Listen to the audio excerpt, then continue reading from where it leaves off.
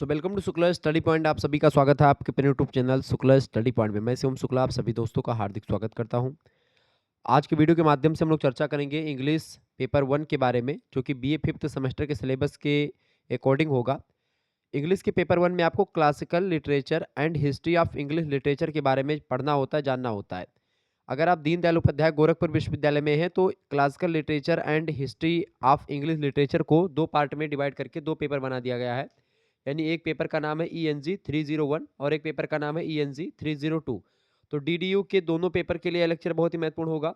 बाकी ऐसे विश्वविद्यालय जिनकी परीक्षाएं जैसे राजा महेंद्र प्रताप सिंह स्टेट यूनिवर्सिटी या सुहेल देव या फिर डॉक्टर भीमराव अम्बेडकर आगरा, या ऐसे कई विश्वविद्यालय जिनकी परीक्षाएं ऑब्जेक्टिव होने वाली है, मासा कुंभरी, ठीक है, या और कई विश्वविद्यालय जो भी जिनकी परीक्षाएं भी ऑब्जेक्टिव होंगी या जो है, उन सभी के लिए लेक्चर बहुत ही महत्वपूर्ण होगा। लिखित भी होंगी तो भी आप ये वीडियो देख लीजिएगा, क्योंकि इससे जानकारी आपको मिलेगी। ठीक है, तो बिल्कुल टेंशन नहीं लेना है। 100 से अधिक ऑब्जेक्टिव टाइप के प्रश्नों पर मैं चर्चा करूंगा। क्लास थोड़ी लंबी होगी तो प्लीज वीडियो में अंत तक जरूर बने रहें। ठीक है, इंग्लिश बेसिकली मेरा सब्जेक्ट है नहीं, लेकिन फिर भी आप लोगों के लगातार डिमांड पर, लगातार कहने पर इंग्लिश का मॉडल पेपर में सॉल्व करवाने का प्रयास कर रहा हूँ।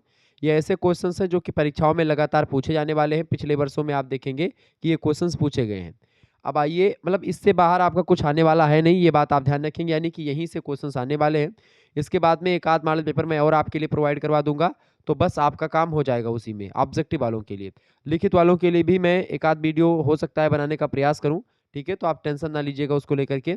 तो बिल्कुल भी आपको घबराने की जरूरत नहीं है। शुक्ला स्टडी पॉइंट आपके साथ बना हुआ है। जो भी छात्र छात्राएं हमारे से जुड़ चुके हैं सभी का बहुत बहुत स्वागत, बहुत बहुत अभिनंदन। चले, सभी लोग सेशन को शेयर कर दीजिएगा। चले, क्वेश्चन संख्या आपके समक्ष क्वेश्चन आ चुका है अभी। सभी लोग देखने का प्रयास करेंगे और क्वेश्चंस को आपको हिंदी में भी बताने का प्रयास किया जाएगा। आपको समझा करके मैं एक एक प्रश्नों का उत्तर दूंगा। ऐसा नहीं केवल इंग्लिश पढ़ के और उत्तर बता के आपको भाग जाऊंगा। ठीक है, आपको अच्छे तरीके से समझाते हुए फिर हम आगे बढ़ेंगे। पहला क्वेश्चन आ चुका है, the largest festival for Greek tragedy was. यानी कि आपसे कह रहा है, क्या कह रहा है महोदय, आपसे कह रहा है कि जो है लार्जेस्ट फेस्टिवल है ग्रीक ट्रेजेडी का। ट्रेजेडी मतलब होता है बेसिकली त्रासदी, एक ऐसा नाटक जिसमें दुखांत नाटक हो, जिसका अंत दुख के साथ हो, सारोफुल हो। ठीक है, वो होता है आपका कौन सा नाटक, वो होता है आपका त्रासदी नाटक। ठीक है, बेसिकली ट्रेजेडी जो होती है वो अंग्रेजी में कहा जाता है और हिंदी में उसको उसी को त्रासदी कहा जाता है। तो the largest festival for Greek tragedy was, यानी ग्रीक त्रासदी का सबसे बड़ा जो उत्सव है वो कौन सा होता है? डायनोसिया, ठीक है बताएं, डायनोसिया या जो है क्रिसमस, ठीक है, या फिर गुड फ्राइडे, या फिर none of these. Correct answer इसका क्या हो जाएगा, फटाफट से बताने का प्रयास करेंगे। बिल्कुल, तो the largest festival for Greek tragedy was Dionysia. Option number इसका ए राइट आंसर होगा। नेक्स्ट क्वेश्चन आप देखेंगे, अगला प्रश्न। प्रश्न है, who adopted Greek stories into Latin plays. यानी आपसे कह रहा है एडॉप्टेड माने क्या होता है? एडॉप्टेड माने होता है अपनाना, ग्रहण करना। ठीक है, समझ रहे हैं ना? तो जो ग्रीक जो स्टोरीज हैं इनटू लैटिन प्लेस, यानी कि हु एडॉप्टेड, किसने या किसने अपनाया, किसको? ग्रीक कहानियों को लैटिन नाटकों में, बताएं, यानी ग्रीक कहानियों को लैटिन नाटकों में किसने अपनाया? होमर ने, होमर की रचना आप जानते हैं, इलियड एंड ओडिसी, सेनेका, या फिर ओविड, ठीक है, ओविड या फिर शेक्सपियर। बताएं, फटाफट से आप बताने का प्रयास, राइट आंसर क्या हो जाएगा इसका? Who adopted Greek stories into Latin place, तो उनका नाम क्या है? Seneca. Seneca adopted Greek stories into Latin plays, यानी कि इन्होंने, सेनेका ने ग्रीक कहानियों को लैटिन नाटकों के रूप में अपनाया, लैटिन नाटकों के रूप में अपनाया। इसका करेक्ट आंसर हो जाएगा बी ऑप्शन। समझ में आ रहा है? बिल्कुल, चले नेक्स्ट क्वेश्चन। अगर मेरी मेहनत पसंद आ रही तो प्लीज लाइक कर दीजिएगा। अगला क्वेश्चन है, which book discussed the origin of Greek tragedy. यानी आपसे कह रहा है कि जो पुस्तक है इनमें से, यानी किस पुस्तक की बात हो रही है? विच बुक, किच, विच माने किस, किस पुस्तक में, यानी which book discussed the origin of Greek tragedy, यानी कि जो ग्रीक त्रासदी है या जो ग्रीक ट्रेजेडी है, इसकी उत्पत्ति पर चर्चा किस पुस्तक में की गई है? इनमें से चार ऑप्शन दिए गए हैं, ओथेलो, हैमलेट, ओडिसी, या बर्थ ऑफ ट्रेजेडी। बताएं, करेक्ट आंसर इसका क्या हो जाएगा? इसका राइट आंसर हो जाएगा। क्योंकि ओरिजिन की बात कर रहा है, यानी उत्पत्ति की बात, और ये जो पुस्तक बर्थ ऑफ ट्रेजेडी, ये पुस्तक भी एक प्रकार से जो है बर्थ ऑफ ट्रेजेडी की बात करती है, ओरिजिन ऑफ ट्रेजेडी की बात करती है, और ग्रीक ट्रेजेडी की उत्पत्ति के बारे में बर्थ ऑफ ट्रेजेडी नाम की बुक में बड़े विस्तार से बताया गया है। डी ऑप्शन इसका राइट आंसर होगा। नेक्स्ट क्वेश्चन आप देखेंगे, अकॉर्डिंग टू पीबी बंकम who was the inventor of tragedy. यानी आपसे कह रहा है कि पीडब्ल्यू जो बंकम है, इनके अनुसार त्रासदी का जो आविष्कारक है या त्रासदी के जो इन्वेंटर हैं वो कौन है। ट्रेजेडी को एक प्रकार से पहले लाने का श्रेय किसको जाता है इनमें से, सेनेका या फिर जो है एस्चिहस या फिर होमर या शेक्सपियर। बताने का प्रयास करें, करेक्ट आंसर क्या हो जाएगा। इसका राइट आंसर हो जाएगा एस्चिहर। ठीक है, क्या करेक्ट आंसर हो जाएगा, एस्चिहस। एस्चिहस महोदय ने जो है पीडब्ल्यू बंकम कहते हैं कि त्रासदी के आविष्कारक कौन है, तो एसजी हस है। क्लियर, इसका सी ऑप्शन राइट आंसर होगा। नेक्स्ट क्वेश्चन है, the role of the Greek chorus was to act as, यानी आपसे कह रहा है कि ग्रीक कोरस की भूमिका निम्नलिखित में से थी, यानी निम्न में से कौन सी थी।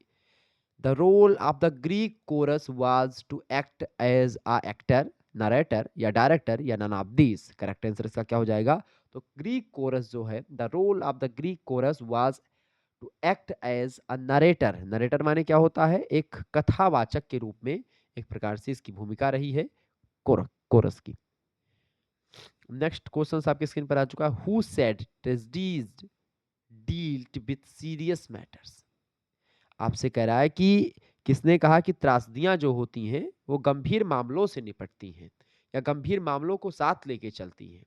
किसने कहा, who said tragedies dealt with serious matters. Most important कथन है और प्रश्न भी है, ये एग्जाम में पूछा जाने वाला प्रश्न है। बताएं, who said tragedies dealt with serious matter, यानी किसने कहा कि त्रासदियां गंभीर मामलों से निपटती हैं। इसका राइट आंसर हो जाएगा महोदय, अरिस्टोटल ने कहा। किसने कहा, अरिस्टोटल, यानी कि अरस्तु, हिंदी में अरस्तु ने कहा। इसका सी ऑप्शन राइट आंसर होगा। नेक्स्ट क्वेश्चन देखेंगे, name the chief disciple of Aristotle. Disciple मतलब क्या होता है, शिष्य। अरिस्टोटल के सबसे मुख्य शिष्य, चीफ शिष्य कौन थे, प्रमुख शिष्य। अरस्तु के प्रमुख शिष्य का नाम बताएं। तो अरस्तु के प्रमुख शिष्य में आप सभी लोगों को पता होगा क्या नाम है। अरस्तु के जो सबसे प्रिय शिष्य रहे या प्रमुख शिष्य रहे हैं, वैसे देखिए अरस्तु के गुरु रहे हैं, देखिए तो प्लेटो अरस्तु के गुरु हैं। ठीक है, अरस्तु के शिष्य अलेक्जेंडर भी रहे हैं, लेकिन उतने प्रमुख नहीं रहे हैं जितने थियोफ्रेस्टस रहे हैं। जो कि अलेक्जेंडर यानी सिकंदर जो था, ये तो भाई राजा था, लेकिन थियोफ्रेस्टस जो है ये एक विद्वान आदमी थे, और अरिस्टोटल के शिष्य हैं थियोफ्रेस्टस। ठीक है, ध्यान रखेंगे इस बात को। अच्छा, प्लेटो किसके गुरु हैं, अरिस्टोटल के, यानी अरस्तु के गुरु कौन है, प्लेटो जो है अरस्तु के गुरु हैं, शिष्य नहीं है, तो ये तो ऐसे गलत हो गया। अलेक्जेंडर शिष्य थे, लेकिन ये उतने प्रमुख नहीं थे जितने थियोफ्रेस्टस थे। सोक्रेटिस की अगर बात की तो ये प्लेटो के भी गुरु हैं, यानी कि अरस्तु के गुरु प्लेटो, प्लेटो को गुरु सुकरात। ठीक है, ध्यान रखेंगे। तो सिकंदर के गुरु कौन है, सिकंदर के गुरु हैं भैया कौन, अरस्तु, अरस्तु के गुरु प्लेटो, प्लेटो गुरु सुकरात। ठीक है, ध्यान रखेंगे। तो इस तरीके से चीजों को समझे। इसका करेक्ट आंसर हो जाएगा Theophrastus is right answer, D option correct answer होगा। नेक्स्ट क्वेश्चन आ चुका है, according to Donatus Homer was the father of comedy in his। आपसे कह रहा कि जो डोनाट्स हैं, इनके अनुसार होमर कॉमेडी के जनक थे। होमर कॉमेडी के जनक थे, ऐसा किसके, मतलब कि किस कॉमेडी के जनक थे, इलियड, आर्स पोएटिका, गणतंत्र या ओडिसी। बताएं, रिपब्लिक, इलियड या आर्स पोएटिका या ओडिसी। देखिए इलियड एंड ओडिसी तो होमर की ही पुस्तक है। ठीक है, और रिपब्लिक पुस्तक प्लेटो की है। अब प्रश्न आपसे क्या पूछा गया है कि अकॉर्डिंग टू डोनाट्स, यानी डोनाट्स के अनुसार Homer was the father of comedy in his Odyssey. D option इसका राइट आंसर हो जाएगा। ठीक है, नेक्स्ट क्वेश्चन, अगला क्वेश्चन है, how many plays were written by Seneca. यानी आपसे कह रहा है कि सेनेका के कितने नाटक, मतलब सेनेका ने कितने नाटक लिखे। तो सेनेका की अगर बात की जाए तो सेनेका ने जो है लगभग मोर देन 100 नाटक लिखे, यानी कि 100 से अधिक नाटकों को लिखा किसने? सेनेका ने। ए ऑप्शन इसका राइट आंसर होगा। नेक्स्ट क्वेश्चन आप देखेंगे, comedy in ancient Greek was divided into. प्रश्न आपसे पूछ रहा है कि प्राचीन ग्रीक में अधिक मतलब कि प्राचीन ग्रीक में आप देखेंगे हास्य को किसने विभाजित किया, यानी कि जो एक प्रकार से प्रश्न क्या पूछा गया है, कॉमेडी को एंशियंट ग्रीक में कब डिवाइड किया गया, किस मतलब किस चीज में डिवाइड किया गया, किस कालखंड में, किस किन किन भागों में बांटा गया? तो इसको पुराना यानी कि प्राचीन, ancient, old, middle and new. इसका राइट आंसर क्या हो जाएगा? B option. तो old comedy, middle comedy and new comedy में एंशियंट ग्रीक में डिवाइड किया गया कॉमेडी को। क्लियर? नेक्स्ट क्वेश्चन आप देखेंगे, विच सिटी, प्रश्न आपसे पूछा गया है which city in classical Greek was the chief city of Attica. यानी आपसे कह रहा है कि शास्त्रीय ग्रीक में या क्लासिकल ग्रीक में उसका कौन सा शहर जो था वो प्रमुख शहर था? रोम, एथेंस, इटली, कौन सा? इसका राइट आंसर हो जाएगा एथेंस। जो था वो एक प्रकार से क्लासिकल ग्रीक का एक चीफ सिटी था, एक महत्वपूर्ण या एक प्रमुख नगर के रूप में था एथेंस। ऑप्शन नंबर इसका सी करेक्ट आंसर होगा।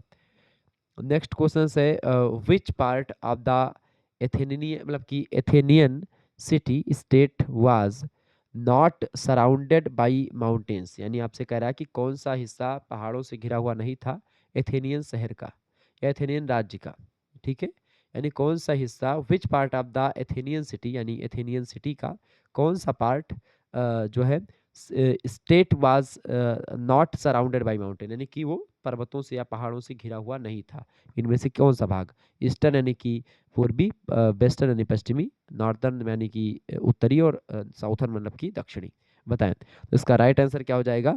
इसका राइट आंसर हो जाएगा साउथर्न एरिया जो था ये माउंटेन से सराउंडेड नहीं था, घिरा हुआ नहीं था। डी आप सराउंडेड माने चारों ओर से। अगला क्वेश्चन आ चुका है, in classical period the city of Athens was conceded of. यानी आपसे कह रहा है कि शास्त्रीय काल में एथेंस शहर में शामिल थे। शास्त्रीय काल जो थे उसमें एथेंस काल में बात की है तो दो भागों में एक प्रकार से ये बटा हुआ था, शामिल था। ऑप्शन नंबर इसका ए करेक्ट आंसर होगा। नेक्स्ट क्वेश्चन है, from which age the Athenian city state was surrounded by long walls. यानी कि किस युग से एथेनियन शहर लंबी मतलब एथेनियन राज्य शहर जो था ये लंबी दीवारों से घिरा हुआ था? किस युग में? डार्क एज में या ब्रॉन्ज एज में या सिल्वर या फिर गोल्डन एज में? फटाफट से आप बताने का प्रयास करेंगे तो इसका राइट आंसर हो जाएगा ब्रॉन्ज एज, यानी कि जो है कांस्य युग में या ब्रॉन्ज एज। ब्रॉन्ज माने होता है कांसा बेसिकली। ठीक है, नेक्स्ट क्वेश्चंस आपकी स्क्रीन पर आ चुका है, फटाफट से आप देखने का प्रयास करेंगे। वीडियो को शेयर कर दीजिएगा महोदय और लाइक भी करते रहिएगा, क्योंकि लगातार ऐसे ही इन्फॉर्मेटिव वीडियो लगातार शुक्ला स्टडी पॉइंट के द्वारा प्रोवाइड करवाती जा रही हैं। शुक्ला स्टडी पॉइंट आपके लिए हर एक सब्जेक्ट की वीडियो बनाता है जो कि आपकी रिक्वायरमेंट होती है। आप जब जब भी आपने कुछ कमेंट किया है मैंने आपको कभी निराश नहीं किया महोदय, और आप लोगों ने पिछले 2-3 महीनों से मुझे इतना निराश किया है कि क्या बताएं। निराशता इसलिए आ जाती है क्योंकि आप लोग पढ़ाई करते ही नहीं हैं। चैनल की जो एक प्रकार से इंप्रेशन होती है इतनी ज़्यादा गिर जाती है कि अब आपसे क्या बताएं। मतलब सिचुएशन ऐसी हो जाती है कि वीडियो बनाने का मन नहीं करता है, लेकिन फिर भी आप लोगों का, जो बच्चे हमारे पढ़ते हैं रेगुलर जो है पढ़ने वाले हैं, उनके लिए मेरी एक प्रकार से जो है लेखनी है वो उठ जाती है और कंटेंट तैयार होना शुरू हो जाता है, मेहनत करना शुरू हो जाता है। तो प्लीज़ थोड़ा सा आप मेहनत करें, अग वीडियो को देखा करें यार। चूँकि बीए के क्षेत्र में अगर आया हूँ तो आप सभी लोग थोड़ा सा हेल्प करें। तो अगर हमारा भी उससे कुछ फ़ायदा ही हो जाता है, अगर मैं आपके लिए मेहनत कर रहा हूँ, थोड़ा बहुत फ़ायदा हो जा रहा है, तो उससे आपको बहुत ही अच्छा महसूस होना चाहिए कि मेरे सर जी का फ़ायदा हो रहा है मेरी वजह से। तो आप जितना पढ़ेंगे उतना ही अच्छा होगा। तो प्लीज़ आप सभी दोस्तों से निवेदन है कि वीडियो को लाइक करें और सभी दोस्तों से चैनल को सब्सक्राइब करवाएँ। आपका परम कर्तव्य है, ये आपका चैनल है, मेरा कोई चैनल नहीं है। तो ये आपका खुद का चैनल है, तो आप अपने चैनल को अपने हिसाब से बढ़वाइए प्लीज़। थोड़ी-सी आपको मेरी आपकी ज़रूरत है इस समय मुझे, इस वजह से मैं आपसे कह रहा हूँ। चलें, आगे देखेंगे, हू कॉल्स प्लेटो। प्रश्न है कि who calls Plato the great pathfinders of criticism. प्रश्न बड़ा ही जबरदस्त है, ऐसे क्वेश्चंस परीक्षा में आते रहते हैं। चले, इस प्रश्न का आंसर क्या होगा महोदय, फटाफट से आप बताने का प्रयास करेंगे। प्रश्न कह रहा है प्लेटो को, हु कॉल्स, किसने प्लेटो को आलोचना का the great pathfinders of criticism, criticism माने आलोचना, आलोचना का महान, ग्रेट, महान मतलब कि पथ प्रदर्शक, या जिसको आप पथ फेंडर्स बोलते हैं, उसी को पथ प्रदर्शक हिंदी में बोलते हैं। तो प्लेटो को आलोचना का महान पथ प्रदर्शक किसने कहा? इनमें से किसने कहा महोदय? किसने कहा था? बिल्कुल एटकिंस महोदय ने कहा था। एटकिंस ऑप्शन नंबर सी में दिए हैं, एटकिंस महोदय इन्होंने कहा था। इसका सी ऑप्शन राइट आंसर होगा। नेक्स्ट क्वेश्चन है, in the light of social standards of morality, who does frame charges against poetry? यानी आपसे कह रहा है कि नैतिकता के सामाजिक मानदंडों के आलोक में कविता के विरुद्ध आरोप कौन लगाता है? In the light of social standards of morality, नैतिकता के सामाजिक मानदंडों के आलोक में, who does frame charges against poetry, कविता के विरुद्ध आरोप कौन लगाता है नैतिकता के सामाजिक मानदंडों के आलोक में? कौन लगाता है महोदय? तो लगाते हैं प्लेटो महोदय। ठीक है, ए ऑप्शन करेक्ट आंसर होगा। नेक्स्ट क्वेश्चन से, who is known as the first scientific critic, आपसे कह रहा है कि प्रथम वैज्ञानिक आलोचक के रूप में किसे जाना जाता है? तो सॉरी, तबीयत बहुत खराब है। Who is known as the first scientific critic, यानी कि एक वैज्ञानिक आलोचक के रूप में किसे जानते हैं? पहला वैज्ञानिक आलोचक वो है अरिस्टोटल यानी अरिस्तु। ठीक है, क्या नाम है? अरिस्टोटल, अरस्तु। ऑप्शन नंबर इसका बी करेक्ट है, सॉरी डी करेक्ट आंसर होगा, अरिस्टोटल। नेक्स्ट क्वेश्चन है, who says tragedy attempts as for a possible to remain within one revolution of the sun, मतलब कि आपसे कह रहा है कि किसने कहा था कि त्रासदी जो होती है, tragedy attempts as far as possible to remain, यानी किसने कहा कि त्रासदी यथासंभव जो है सुआ के एक चक्कर के भीतर रहने का एक प्रयास करती है, within one revolution of the sun, किसने कहा था? तो ये अरिस्टोटल ने कहा था, अरस्तु ने कहा था। इसका ए ऑप्शन करेक्ट आंसर होगा। पिछले वर्ष प्रश्न परीक्षा में पूछा गया था, the famous concept of catharsis, प्रश्न आपसे पूछा जा रहा है द फेमस, यानी कि जो कैथारसिस है, the famous concept of catharsis is mentioned in the poetics by, यानी कैथारसिस की प्रसिद्ध अवधारणा का उल्लेख किसने काव्यशास्त्र में किया? तो अरिस्टोटल ने ही किया, अरस्तु ने ही किया। ए ऑप्शन इसका करेक्ट आंसर होगा। अगला क्वेश्चन है, प्रश्न इंपॉर्टेंट है, परीक्षा में आया हुआ है, how many parts there are in Poetics, आपसे कह रहा कि काव्यशास्त्र, पोएटिस मतलब होता है काव्यशास्त्र, तो काव्यशास्त्र में कितने भाग हैं? 6 या 2? बिल्कुल, काव्यशास्त्र के कितने भाग हैं? 6 भाग हैं। ऑप्शन नंबर इसका ए करेक्ट आंसर होगा। नेक्स्ट क्वेश्चन है, which part does hold a highly significant place in tragedy, यानी आपसे कह रहा है कि त्रासदी का कौन सा भाग अत्यधिक महत्वपूर्ण स्थान रखता है? Which part does hold a highly significant place, यानी बहुत ही अत्यधिक महत्वपूर्ण स्थान इन ट्रेजेडी, ट्रेजेडी में, त्रासदी में कौन सा भाग रखता है?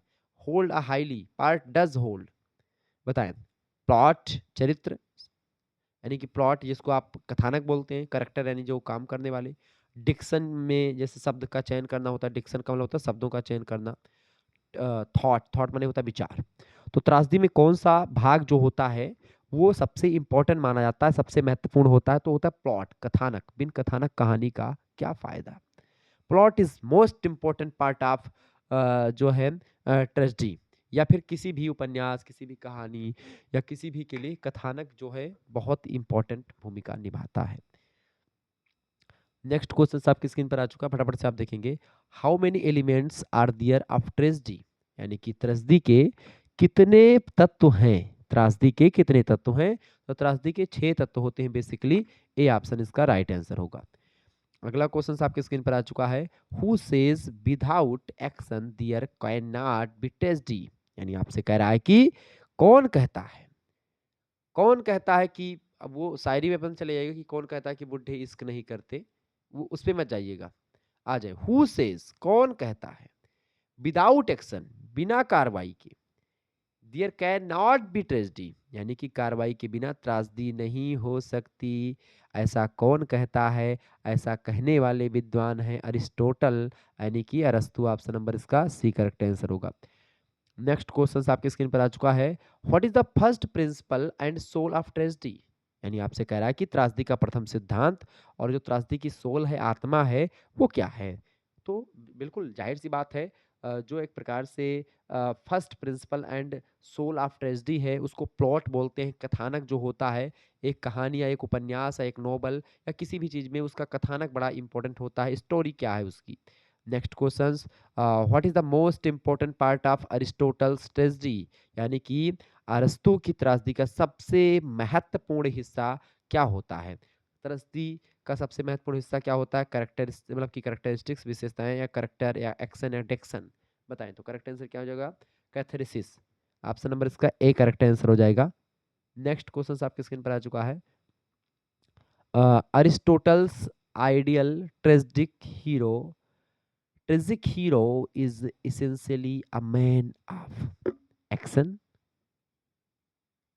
idleness, या फिर होपलेसनेस, या वीकेंड डेक्सन, बताएं। अरस्तु का आदर्श दुख, अरिस्टोटल आइडियल ट्रेजिक हीरो, यानी कि जो दुखद नायक होता है, मूलतः एक ऐसा व्यक्ति होता है अरस्तु का। अरस्तु का आदर्श दुखद नायक जो होता है, मूलतः ऐसी व्यक्ति होता है जो एक प्रकार से कैसा होता है, जो कैसा होता है भैया, जो एक प्रकार से man of action. Option number इसका ए करेक्ट आंसर होगा। नेक्स्ट क्वेश्चन से, who is called the first romantic critic, यानी कि पहले रोमांटिक आलोचक किसे कहा जाता है? पहला रोमांटिक आलोचक जो है वो कौन माना जाता है? तो उनका क्या नाम है भैया? उनका नाम है लोगिन्स। ठीक है, क्या नाम है? लोगिनस। ऑप्शन नंबर इसका ए करेक्ट आंसर होगा। एक चीज़ और ध्यान रखेंगे, मान लेते हैं अगर आपको इसकी पीडीएफ प्राप्त करनी है इंग्लिश की, तो इसमें आप देखेंगे डीडीयू वाले बच्चों के लिए 301 302 दोनों का पेपर इसमें, मतलब दोनों से क्वेश्चंस आएंगे। और बाकी जो है बच्चों के लिए जो आपका पेपर होता है, मतलब जो क्लासिकल लिटरेचर एंड जो है हिस्ट्री ऑफ इंग्लिश लिटरेचर, ठीक है, ये बात आप ध्यान रखेंगे। तो इस तरीके से आप चीज़ों को समझ पाएंगे, जान पाएंगे, तो बिल्कुल चिंता करने की आपको आवश्यकता नहीं है। आप जो है बहुत ही बारीकी के साथ चीज़ों को जान पाएंगे, समझ पाएंगे। आपको करना कुछ नहीं है, एसएमएस करना है 91 61 93 60 62 पर। तो अगर आपको पीडीएफ प्राप्त करनी है, किसी भी सब्जेक्ट की पीडीएफ प्राप्त करनी है, जैसे जो यूट्यूब पर क्लासेस होती हैं आपकी, मॉडल पेपर्स, महासंग्राम रिवीजन क्लास, या क्वेश्चन पेपर आएंगे उनके साल पेपर, तो उन सभी की पीडीएफ नोट जो होगी वो आपको व्हाट्सएप ग्रुप में मिलेगी।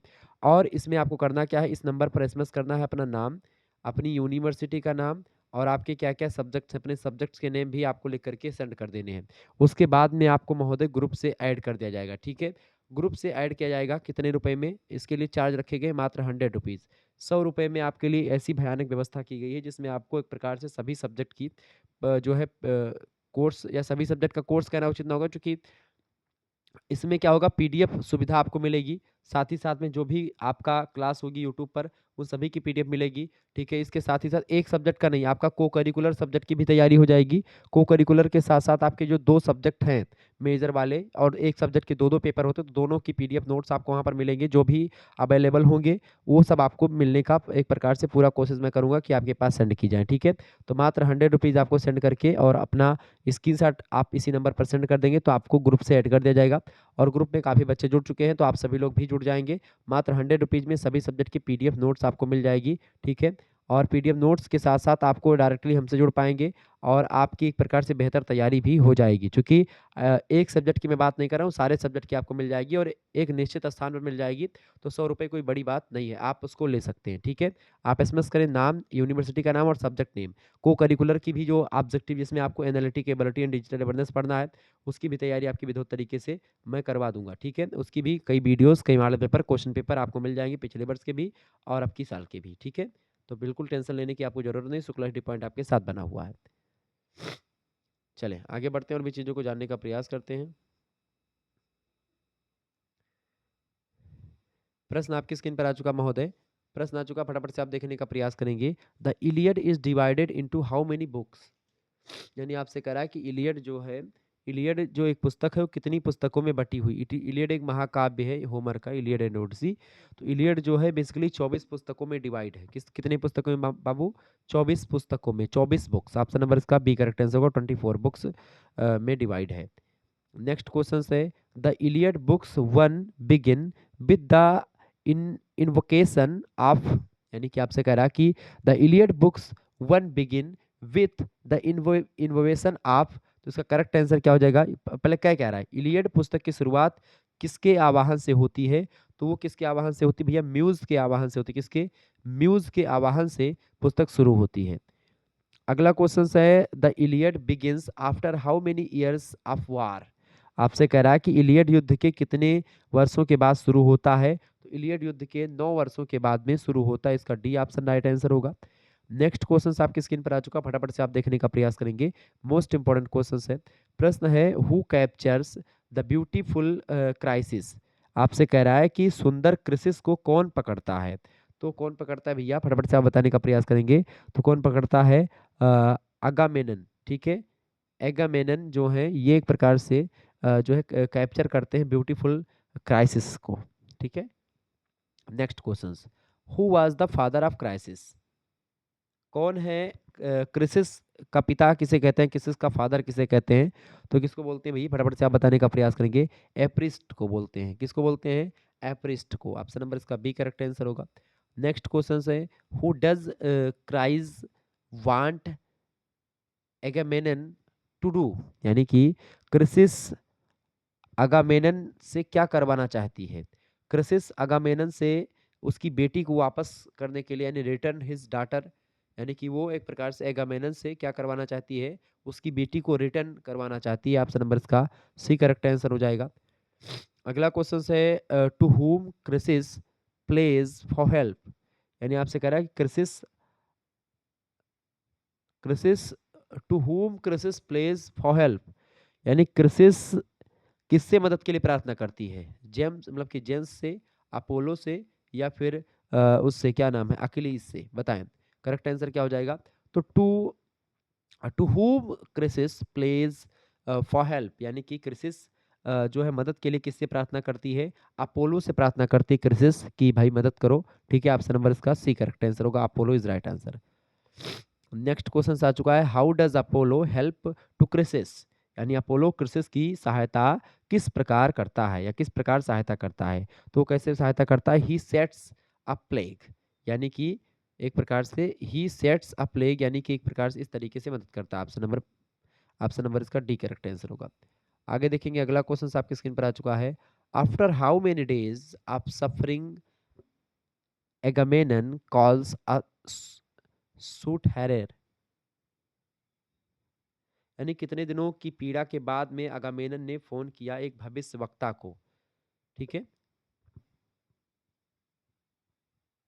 Suit error. तो वो होता है कितने दिनों के बाद में? 10 दिन की पीड़ा के बाद में उसने किसको? एक भविष्यवक्ता जो भविष्य के बारे में बताने वाला होता है उसको फोन किया। नेक्स्ट क्वेश्चन है what was the name of the जो है सूटसैर, यानी कि भविष्यवक्ता जो था उसका क्या नाम था? उसका नाम था कैचल्स। क्या नाम था? कैल्चस। कैल्चस नाम था उसका। क्या नाम था? कैल्चस।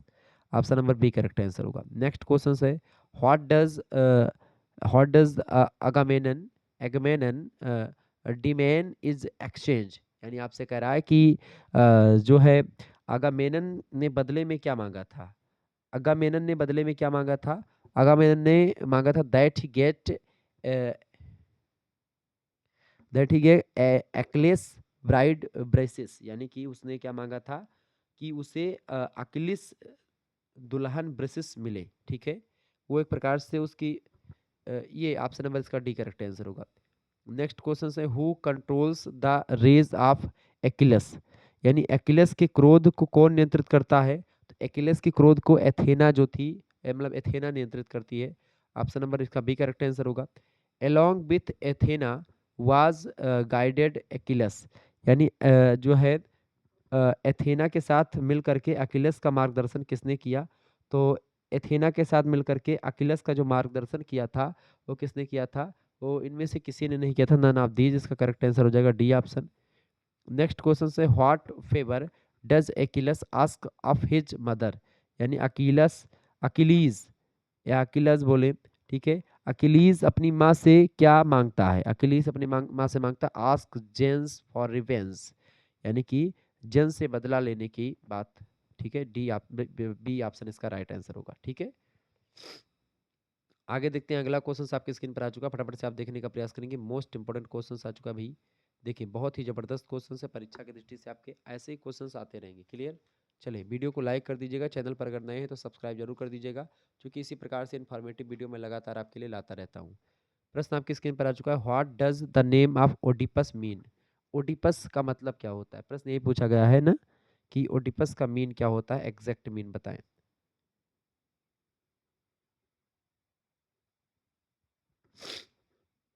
बताएं भाई, फटाफट से आप बताने का प्रयास करेंगे। व्हाट डज ओडिपस का, ओडिपस नाम का क्या अर्थ है?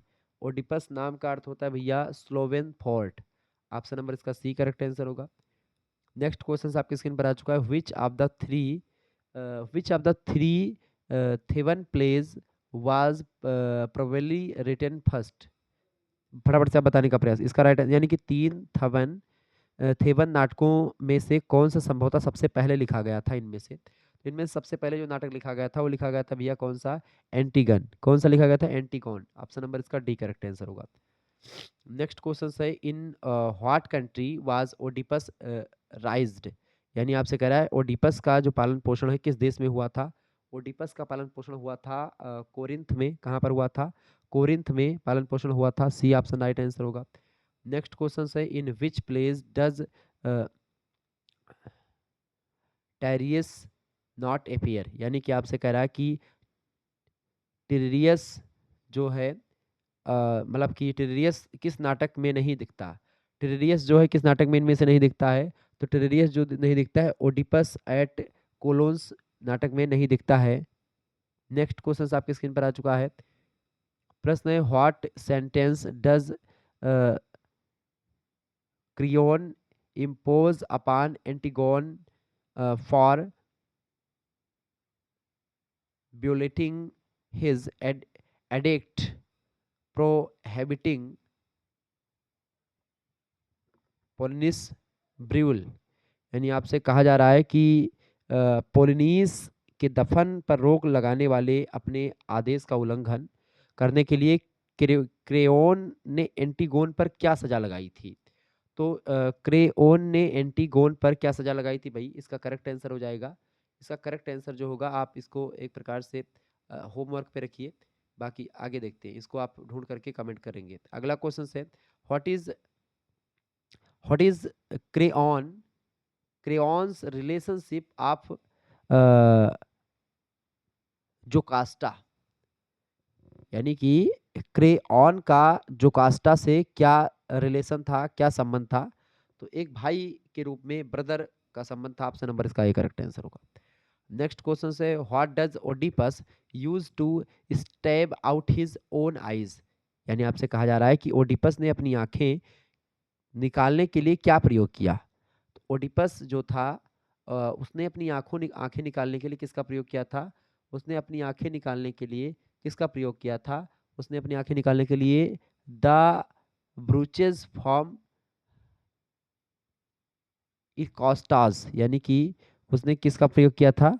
इरकास्टा के ब्रोंज का प्रयोग किया था। Basically option number C correct answer होगा। अगला क्वेश्चन है, फ्रॉम हुम कर्ज डिड ओडिपस रेस्क्यू थेब्स? यानी आपसे कह रहा है कि ओडिपस ने थेब्स को किसके श्राप से बचाया था? तो ओडिपस ने थेब्स को किसके श्राप से बचाया था? तो किसके श्राप से बचाया था भैया? फटाफट से आप बताने का प्रयास करेंगे। द स्फिनिक्स, ठीक है, द इन्फिनिक्स के श्राप से। ऑप्शन नंबर इसका ये करेक्ट आंसर होगा।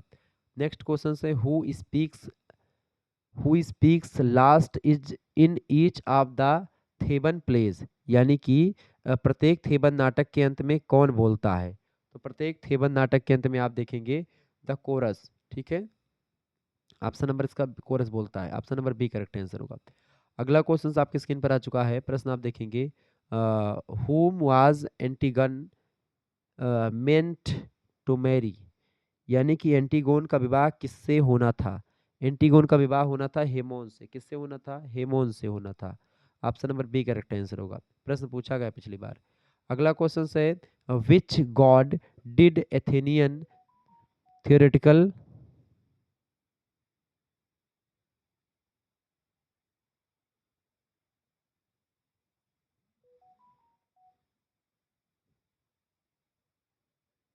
Okay, which god did Athenian theatrical performances celebrated, यानी आपसे कह रहा है महोदय, आपसे कह रहा है कि एथेनियन नाटक प्रदर्शन किस देवता के जश्न के रूप में मनाते हैं?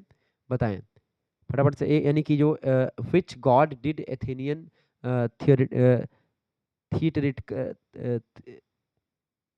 थिएटरिकल परफॉर्मेंस सेलिब्रेटेड, यानी जो एथेनियन नाटक प्रदर्शन किया जाता है वो किस देवता का जश्न मानते हैं उसको? तो मानते हैं डायोनिसियस का। किसका? डायोनिसियस का। ऑप्शन नंबर इसका सी करेक्ट आंसर होगा। नेक्स्ट क्वेश्चन है, which of the following characters remains alive throughout the three Theban plays, यानी आपसे कह रहा है कि निम्नलिखित में से कौन सा पात्र तीनों थेवेन नाटकों में जीवित रहता है?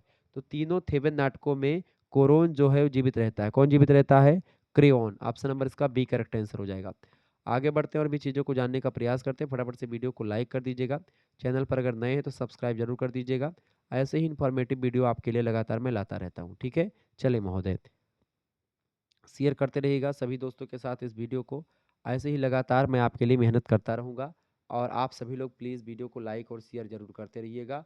मैं आपके लिए हमेशा मेहनत करता हूँ, तो प्लीज़ आप मेहनत नहीं करनी, आपको अपनी जो है आपका पेपर लगा हुआ है, आप तो पढ़ लीजिए, आप तो पढ़ लीजिए, 2-3 बार वीडियो देखिएगा, आपकी चीज़ें समझ में आती रहेंगी। बाकी मैं प्रयास कर रहा हूँ अपनी तरफ से पूरा समझाने की। ठीक है, चले भाई, प्रश्न आपकी स्क्रीन पर आ चुका है। Who who incurs across incurs occurs on Shakuntala, यानी कि आपसे कह रहा है कि शकुंतला को श्राप किससे किससे मिला था?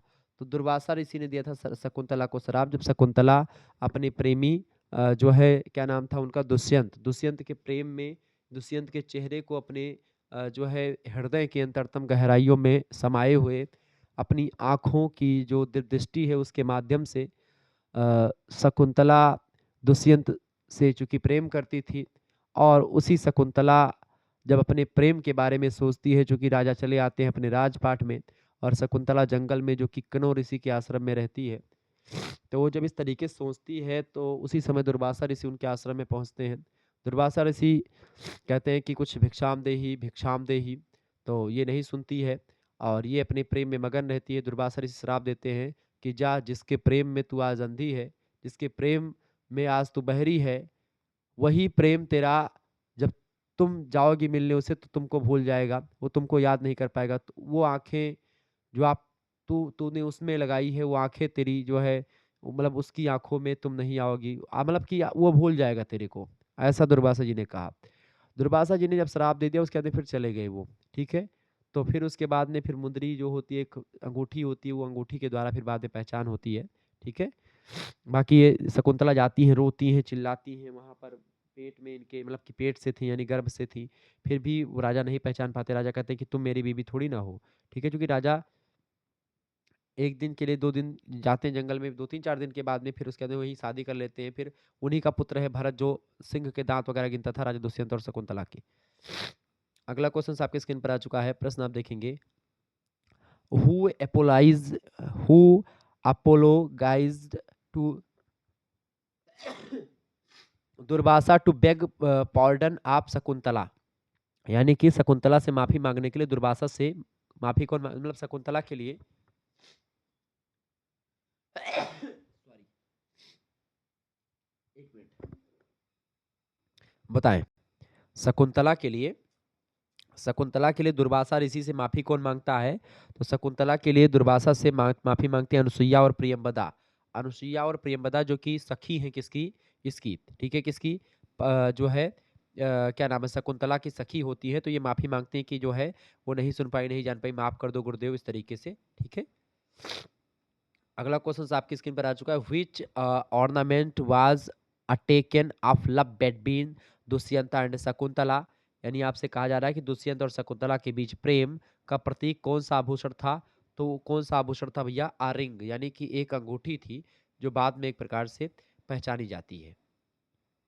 अगला क्वेश्चन आपके स्क्रीन पर आ चुका है। Who advise Shakuntala to visit the court of king Dushyanta. किसने दुष्यंत मतलब कि कहा कि आप जो है शकुंतला को संदेश दिया कि आप सलाह दी कि आप जाओ और दुष्यंत के दरबार में जाओ, उनके राजसभा में जाओ और उनसे कहो कि मैं तुम्हारी बीवी हूँ, मेरा प्रतिपाल करो, मेरी मुझको राजसभा में स्थान दो। ठीक है, तो कनो ऋषि जो कि एक प्रजा मतलब कि जो पालन करता थे इनके, वैसे विश्वामित्र और मेनका से उत्पन्न हुई थी शकुंतला, इस वजह से बड़ी प्यारी प्यारी थी, बहुत ही सुंदर थी। ठीक है, और कनौ ऋषि जो थे उन्होंने एक प्रकार से इनको पाला पोसा था। ठीक है, तो उन्होंने कहा कनौ ऋषि ने कि आप जाओ उन्हीं के दरबार में और बताओ कि आपने मेरे साथ ऐसा किया था और आपकी मैं पत्नी हूँ और मुझे एक्सेप्ट करो। नेक्स्ट क्वेश्चन आ चुका है। Why sax Kanva advise Shakuntala to go and meet Dushyanta. Shakuntala को राजा दुष्यंत के दरबार में जाने की सलाह किसने दी थी? तो कनौ ऋषि ने दी थी। किसने दी थी? कनौ ऋषि ने। अगला प्रश्न क्या था? कि कनौ ऋषि ने शकुंतला को दुष्यंत से मिलने की सलाह क्यों दी थी? क्यों कहा था कि जाओ तो मिलने के लिए? Because she is pregnant, she was pregnant, यानी कि वो कैसी थी? वो एक प्रकार से प्रेग्नेंट थी, वो गर्भवती थी, इसी वजह से उन्होंने सलाह दी थी, कहा था कि जाओ मिलो। अगला क्वेश्चन आ चुका है आपका। Where does Shakuntala lost her ring of Dushyanta. यानी कि प्रश्न है कि शकुंतला ने दुष्यंत की अंगूठी कहाँ खो दी थी? शकुंतला ने दुष्यंत की अंगूठी कहाँ खो दी थी? गंगा नदी में जब वो जा रही थी तो उनकी रिंग गिर गई थी, और वही रिंग जो थी वो एक प्रकार से वो राजा की राज मुद्रिका थी। ठीक है, अगला क्वेश्चन आपके स्क्रीन पर आ चुका है भैया। प्रश्न है what happens when Shakuntala meets Dushyanta. जब शकुंतला की मुलाकात दुष्यंत से होती है तो क्या होता है? तो होता यही कि वह उसे पहचान नहीं पाता है। ही डज नॉट आइडेंटिफाई हर। वो शकुंतला को पहचानने से भूल कर, क्यों? जो कि दुर्वासा की श्राप होता है। और कहा भी है कि वृथा न जाए दियो ब्रह्म ऋषि बानी। ऋषियों की बानी कभी वृथा नहीं जाने देते भगवान। जो ब्राह्मण ने जो जो एक प्रकार से जो विद्वान आदमी होते हैं या जो बहुत ज्यादा एक प्रकार से तपस्वी होते हैं, जब वो कुछ कह देते तो वो हो ही जाता है। तो ऐसे में एक प्रकार से इन लोगों से बचना चाहिए। ठीक है, अगला प्रश्न है हु इकोर्ड शकुंतला टू द जो है हिवन। यानी शकुंतला को स्वर्ग किसने पहुंचाया? शकुंतला को स्वर्ग किसने पहुंचाया था? अप्सराओं ने पहुंचाया था, क्योंकि अप्सराओं की ही पुत्री थी, मेनका की ही पुत्री थी ये। ठीक है, नेक्स्ट क्वेश्चन आपके स्क्रीन पर आ चुका है। Where does the ring was stuck. यानी कि अंगूठी कहाँ फंस गई थी? अंगूठी एक मछली के इन अ फिश, यानी एक मछली के में फंस गई थी, और वो मछली फिर जब मछुआरा मारता है तो अंगूठी मिलती है, वो सुनार के यहाँ बेचता है। फिर सुनार के यहाँ से जब उसको पता चलता है राजमुद्रिका है, सुनार जाकर के राजा को दिखाता है। राजा उसके लिए पैसे देते हैं, फिर राजा को याद आता है कि हाँ शकुंतला को मैंने इसको दिया था। शकुंतला को ढूंढने के लिए फिर वो जंगल जंगल भटकते हैं। इस तरीके से पूरी कहानी चलती है। ठीक है, अभी जल्दी में एक मूवी भी इस पर बन चुकी है। अगला क्वेश्चन आपके स्क्रीन पर आ चुका है। Who returns the ring to king Dushyanta. अंगूठी राजा दुष्यंत को कौन लौटाता है? तो एक मछुआरा लौटाता है, आप फिशरमैन जो मछली मारता है। ऑप्शन नंबर इसका ही करेक्ट आंसर होगा। अगला क्वेश्चन आ चुका है। What happens when Dushyant sees that ring. यानी कि जब दुष्यंत जो है अंगूठी को देखता है तो वो क्या करता है? तो वह अपराध बोध से टूट जाता है। यानी कि ही ब्रेक्स डाउन इन गिल्टी, वो गिल्टी फील करने लगता है कि अरे बाप रे, मैंने कितनी बड़ी भूल कर दी। एक एक ब्राह्मण कन्या जो थी, मैं ब्राह्मण कन्या समझ के पहले उसको छोड़ रहा था कि भाई ये ब्राह्मण कन्या, इसको देखना पाप है। लेकिन फिर जब पता चला कि ये तो विश्वामित्र की पुत्री है, जो कि एक क्षत्रिय कुल से है, जब और मेनका की पुत्री एक अप्सरा की पुत्री और मेनका जो है इनकी पुत्री है, तो मैंने एक प्रकार से उनको उनसे प्रेम करना चाहा और प्रेम किया। फिर उसके बाद में फिर और उसके साथ धोखा करके मैं चला और मैं उसको पहचानने से इनकार कर दिया। जब उसकी स्थिति बहुत ही नाजुक थी, वो प्रेग्नेंट थी, मैंने उसको इनकार कर दिया। राजा को गिल्टी फील होता है, राजा बहुत परेशान होता है। ठीक है, आगे बढ़ते हैं। अगला क्वेश्चन आपकी स्क्रीन पर आ चुका है, फटाफट से आप देखने का प्रयास करेंगे। प्रश्न है who were called the earliest of the humanities and the fear the their work marks the dawn of the Renaissance. यानी आपसे कह रहा है कि सबसे पहले मानवतावादी कौन कहलाए और उनका कार्य पुनर्जागरण के पतन का प्रतीक है, वो कौन थे? उनका नाम था जैसे पेट्रार्क और बोकासियो दोनों का नाम आता है बेसिकली इसमें। ऑप्शन नंबर इसका डी करेक्ट आंसर होगा, बोथ ए एंड बी दोनों। नेक्स्ट क्वेश्चन आप देखेंगे, in which year Black Death came in England, यानी कि इंग्लैंड में ब्लैक डेथ किस वर्ष आई। In which year Black Death came in England, England में ब्लैक डेथ किस वर्ष आई। तो वो समय काल था 1348 टू 1349, यानी कि 1348 से 1349 के आसपास। ऑप्शन नंबर इसका ए करेक्ट आंसर होगा। नेक्स्ट क्वेश्चन आप देखेंगे, what were the chief characteristics of the Renaissance, यानी कि पुनर्जागरण जो है उसकी प्रमुख विशेषताएं क्या क्या हैं। देखिए, जब भी विशेषताओं की बात की जाती है और ऑप्शन नंबर डी में ये सभी दिया होता है, चाहे अंग्रेजी हो, चाहे हिंदी हो, चाहे ज्योग्राफी हो, चाहे पॉलिटिकल साइंस हो, चाहे सोशियोलॉजी हो, चाहे एजुकेशन हो, कोई भी सब्जेक्ट हो, जब भी आपसे एक प्रकार से चीज़ें प्लूरल नाउन में पूछी जाएँ या बहुवचन संज्ञा में पूछी जाएँ, तो और उसमें ऑप्शन में ऑल ऑफ दीज दिया हो या सभी दिया हो, ये सभी दिया हो, हमेशा करेक्ट आंसर होता है। यानी और करेक्ट विशेषताएँ, लाभ, हानि, प्रकार, ठीक है, परिणाम, ये सब पूछा जाए। तो बेसिकली आपका कई चूँकि परिणाम एक नहीं होते किसी भी चीज़ के, कारण एक नहीं होता, रीज़न किसी का एक नहीं होता, विशेषताएँ यानी कैरेक्टरिस्टिक्स एक नहीं होती हैं, कई कैरेक्टरिस्टिक्स होती हैं बेसिकली। तो what are the chief characteristics of the Renaissance, Renaissance की यानी कि पुनर्जागरण की प्रमुख विशेषताएँ क्या थीं? तो पुनर्जागरण की प्रमुख विशेषताएँ थी क्या थी भैया? ह्यूमनिज़्म एंड नेशनलिज़्म, यानी कि एक प्रकार से मानवतावाद और राष्ट्रवाद, ठीक है। पैट्रियटिज्म एंड पीस, यानी कि देशभक्ति और शांति। इसके अलावा डिस्कवरीज एंड एडवेंचर्स, यानी कि रोमांच और खोजें तमाम सारी, ये सभी option number D correct answer होगा। ये सब पुनर्जागरण में ये सब उसकी विशेषताएं थी। अगला क्वेश्चन है, in second half of the century Renaissance came in England, यानी कि सदी के उत्तरार्ध में, उत्तरार्ध मतलब होता है कि जो है 50 के बाद, ठीक है, आधे के बाद पुनर्जागरण इंग्लैंड में आया। It was the dash in English literature, यह अंग्रेजी साहित्य में कब आया, यह अंग्रेजी साहित्य में किस युग में था पुनर्जागरण जो था अंग्रेजी युग में। एलिजाबेथन एज, या फिर अगस्टन एज, या रेस्टोरियन एज, या फिर एज ऑफ चौसर, बताएं। तो ये था बेसिकली जो है रेनेसा जो था, ये एज ऑफ चौसर का ही समय काल है, एज ऑफ चौसर में ही, यानी it was the age of Chaucer in English literature. Clear. Next question आप देखेंगे, who is known as the morning star of Reformation, यानी कि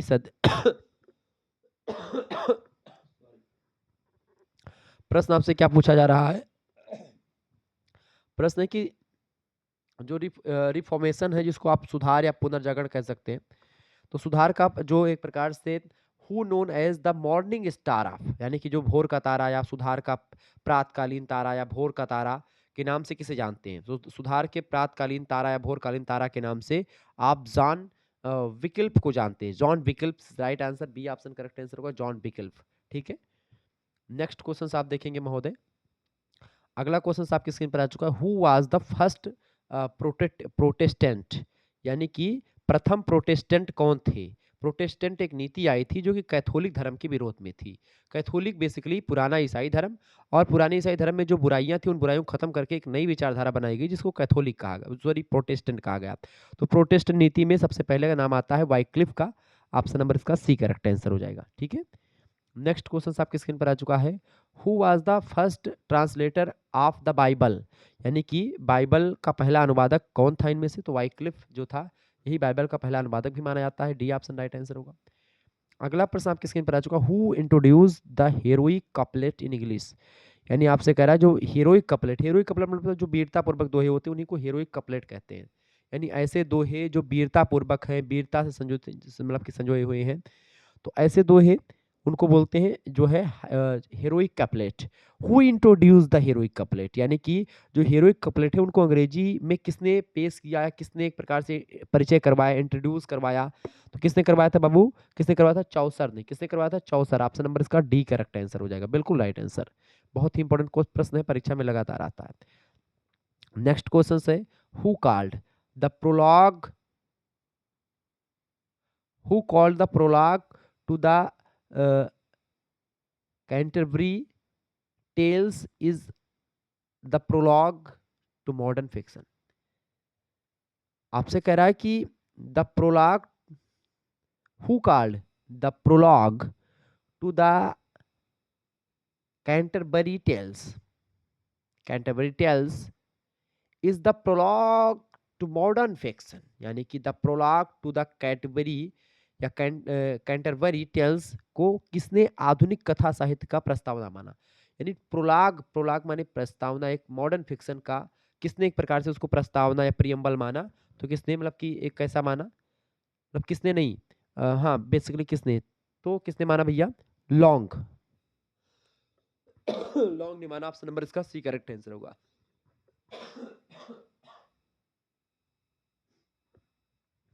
नेक्स्ट क्वेश्चन देखेंगे, who used rhyme royal for the first time. Rhyme royal शब्द का पहली बार प्रयोग किसने किया था, तो चौसर ने किया था, ए ऑप्शन करेक्ट आंसर होगा।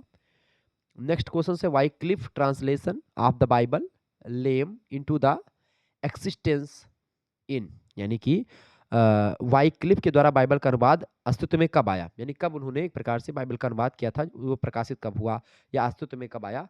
तो वो आया था भैया कब, फटाफट से आप बताने का प्रयास करेंगे। बिल्कुल 1382, यानी कि 1382 में, ऑप्शन नंबर इसका बी करेक्ट आंसर होगा। अगला प्रश्न है, Wycliffe translated the Bible originally from dash into English, यानी किस भाषा से उन्होंने इंग्लिश में उसको कन्वर्ट किया था।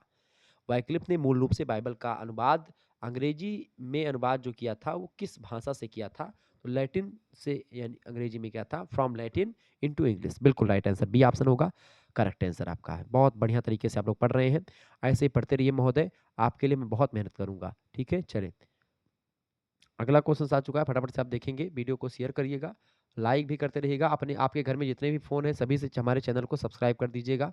और मेहनत आपके लिए करते हैं भाई, तो आप प्लीज़ थोड़ा सा समझें बातों को, और थोड़ा सा हमारी जो है चीज़ों को अगर समझेंगे तो बहुत अच्छे तरीके से आपको एक प्रकार से हम भी आपको समझेंगे, आप हमको समझेंगे, तो अच्छे तरीके से चीज़ें चलेंगी। चलिए अगला क्वेश्चन आपकी स्क्रीन पर आ चुका भैया। प्रश्न, the new classical age refers to, यानी कि आपसे क्या कह रहा है, प्रश्न आपसे कह रहा है महोदय, प्रश्न क्या कह रहा था, new classical age refer to 18th century. बिल्कुल राइट आंसर इसका क्या हो जाएगा, ये जो नव शास्त्रीय जो युग है वो 17वीं शताब्दी से संबंधित है। बिल्कुल किससे, नव शास्त्रीय युग जो है वो 18वीं शताब्दी से संबंधित है, किससे रिलेटेड है भैया, वो 18th century, option number C correct answer होगा। नेक्स्ट क्वेश्चन है, the glory of new classical was, यानी कि नव क्लासिकल वाद की क्या ग्लोरी थी, ग्लोरी माने होता है महिमा, ठीक है। तो इसमें क्या था, सबसे इंपॉर्टेंट चीज है स्टीयर, स्टीयर माने क्या होता है, स्टीयर मतलब होता है व्यंग टाइप का, ठीक है, व्यंग समझते हैं ना, व्यंग, ठीक है, हंसी मजाक, किसी मुद्दे पर तीक्ष्ण व्यंग करना, ठीक है। अगला प्रश्न है, द एज दैट ऑगस्टिन, प्रश्न क्या है, the age that Augustan was applied to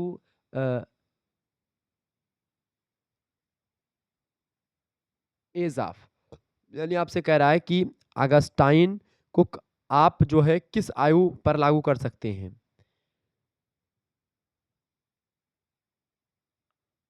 the age of the Augustan was applied to the age of, यानी किसके एज पर, पोप डाई या फिर डाइडन या मिल्टन या शेक्सपियर, फटाफट से आप बताने का प्रयास करेंगे किस पर लागू किया जा सकता है भैया। तो ये एक प्रकार से basically Pope Alexander Pope, option number B correct answer होगा। नेक्स्ट क्वेश्चन से, poetry of the age of Pope also known as the, यानी पोप युग की जो कविता है उसको किस, मतलब को किस नाम से जाना जाता है, तो पोप युग की जो कविता है या पोप युग की जो पोएट्री है उसको आप न्यू क्लासिकल पोएट्री भी कह सकते हैं, न्यू क्लासिकल पोएट्री आप इसको कह सकते हैं, सी ऑप्शन इसका राइट आंसर होगा।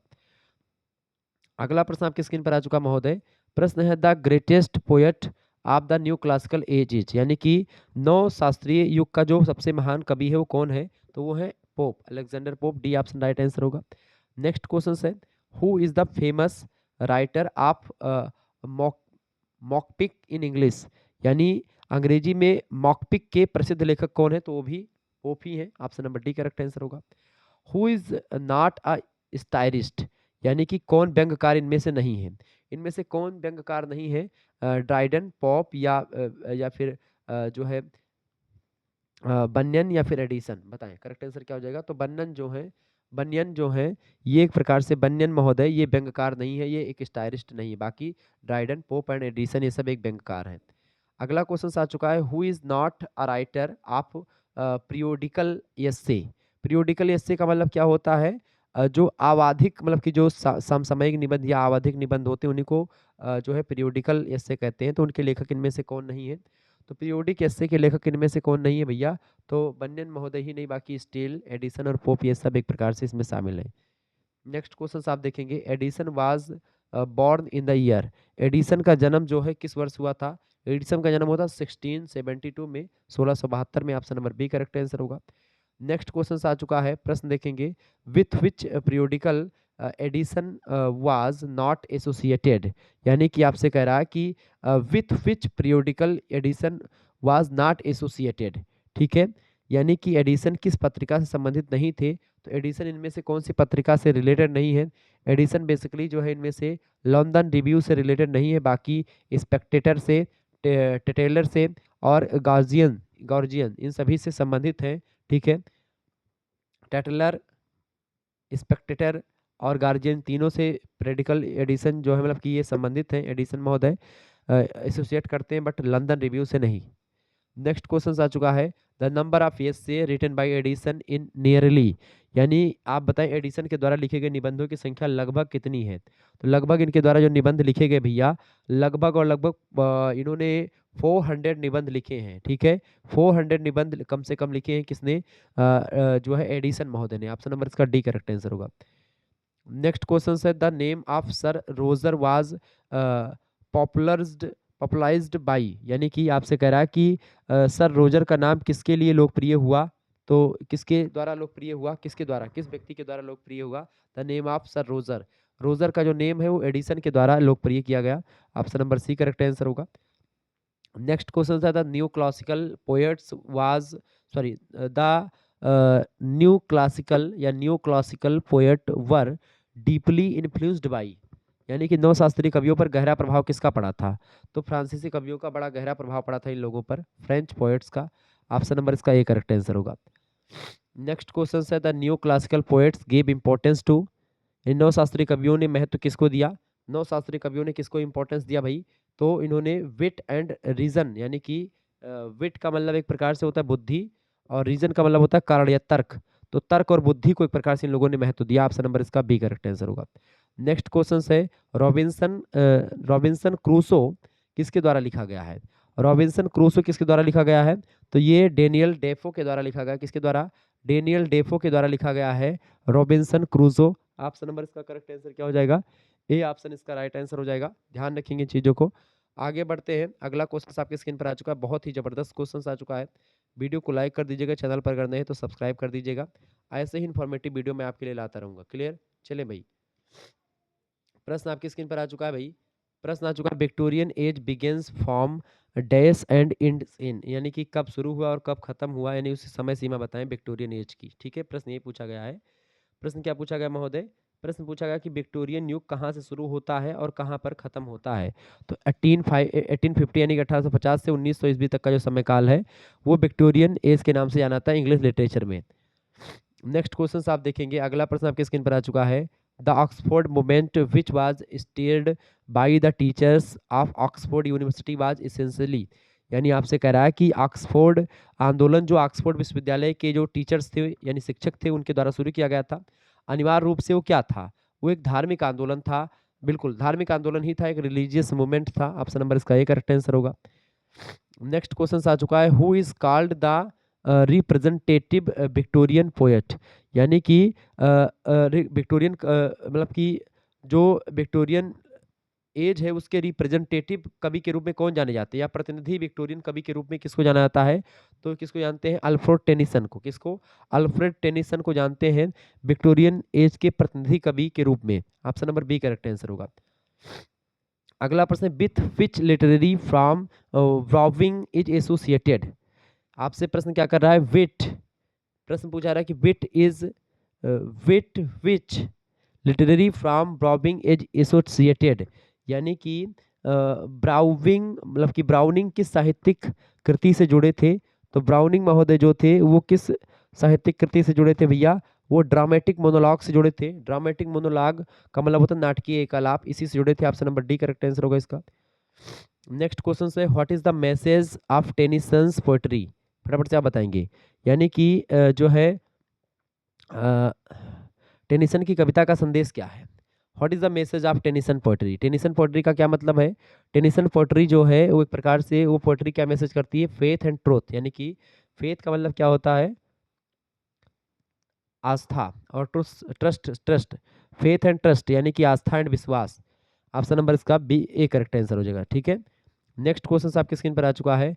टेनिसंस is memorism Memoriam in is an elegy on his friend, यानी आपसे कह रहा है कि टेनिसन की स्मृति में उसके मित्र पर एक शोक गीत कौन सा, मतलब कि एक शोक गीत है, बताएं।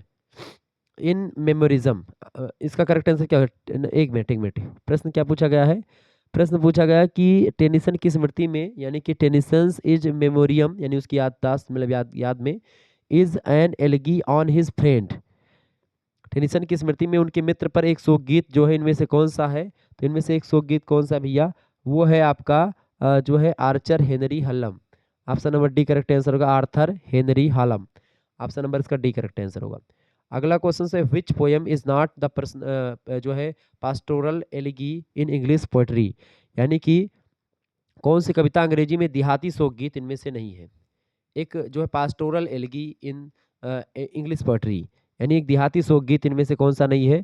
तो जो इन मेमोरियम है ये नहीं है, बाकी तीनों हैं।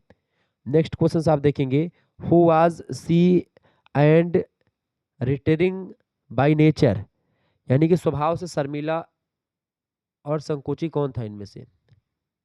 स्वभाव में संकोच और शर्मिला इनमें से कौन सा था, बताएं। Who was she shy and retiring by nature, तो वो कौन थे? Alfred Tennyson. Option number D correct answer होगा। नेक्स्ट क्वेश्चन है a well known English writer wrote for the Morning Chronicle under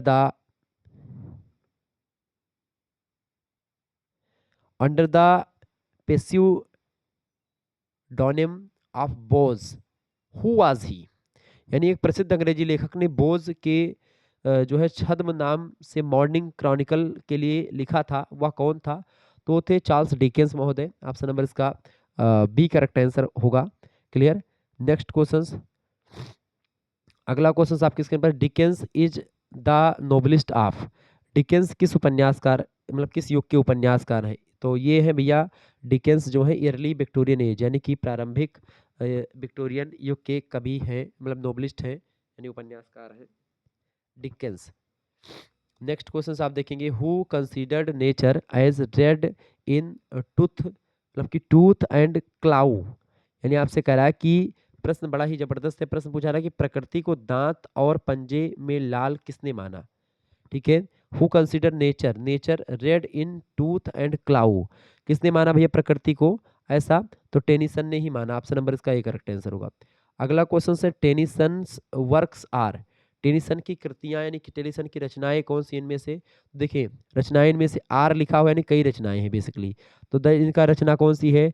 आपकी इनकी रचना है सॉलेट, ठीक है, द लेडेफ सॉलेट, ठीक है, इसके अलावा मोर्टे दी ऑथर, ठीक है, दी ऑथर डोरा, ठीक है, ये सब आपकी रचना है। इसके अलावा the idli of the king, the passing of Arthur, ठीक है, इसके अलावा द लोटोस कैटर्स, द लोटोस ईटर्स, इसके अलावा टिथोनस, यूलिसिस, ये सब रचनाएं इन्हीं की, ऑप्शन नंबर डी लगा देंगे, ये सारी रचनाएं टेनिसन की ही हैं। नेक्स्ट क्वेश्चन आपके स्क्रीन पर आ चुका है, लास्ट प्रश्न है आज की वीडियो का भैया। प्रश्न क्या है कि who said God's in heaven all's is मतलब आल्स राइट विथ वर्ल्ड, यानी कि किसने कहा कि भगवान स्वर्ग में है दुनिया में सब ठीक है? किसने कहा भगवान स्वर्ग में है और दुनिया में सब ठीक है, किसने कहा था? तो इसको कहा था ब्राउविंग महोदय ने। किसने कहा था? ब्राउविंग महोदय ने। ऑप्शन नंबर इसका ए करेक्ट आंसर होगा। इस तरीके से आप लोगों ने बहुत सारे प्रश्नों को पढ़ा और समझा। अगर इन सभी क्वेश्चंस की आपको पीडीएफ चाहिए पूरे के पूरे मॉडल पेपर की, तो आप ग्रुप ज्वाइन कर लीजिए और एसएमएस करें 91 61 93 60 62। चूंकि अब आपको नंबर अच्छे गेन करने हैं, चूंकि आपका लास्ट सेमेस्टर मतलब कि 2 सेमेस्टर और आपके बचे हुए हैं, तो इसी में आपको एक प्रकार से अच्छा नंबर गेन कर लेना है। क्योंकि अच्छा नंबर गेन कर लेंगे, ऑब्जेक्टिव में सारे के सारे नंबर आपको मिल जाते हैं। इसमें आपको करना क्या है, इस नंबर पर आपको एसएमएस करना है अपना नाम, अपनी यूनिवर्सिटी का नाम और आपका क्या-क्या सब्जेक्ट है, अपने सब्जेक्ट नेम लिख दीजिएगा। आपको एक प्रकार से आपके पास एक स्कैनर सेंड किया जाएगा, उसी पर मात्र ₹100 आपको सेंड कर देने होंगे।